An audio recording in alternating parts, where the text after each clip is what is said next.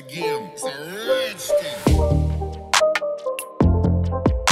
Actress Sadia Imam is one of the most beautiful and talented actresses of popular Pakistani dramas of the 90s. If she is associated with Deepika Padukone of today's era, it would not be wrong to say that whatever role Sadia Imam played, the drama would have been successful. Sadia Imam is now 40 years old, but her fitness still looks like that of a young girl. Her husband's name is Adnan Haider and he is also a famous foreign chef. On the other hand, she has also become the mother of a daughter whose name is Mrab, and her daughter is a photocopy of her mother.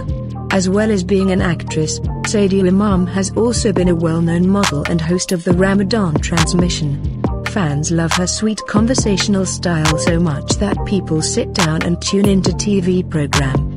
As soon as the lockdown eased a bit, Sadia Imam went on pilgrimages to Iran and Iraq, from where she shared some of her photos from Karbala. Let's take a look at some memorable moments.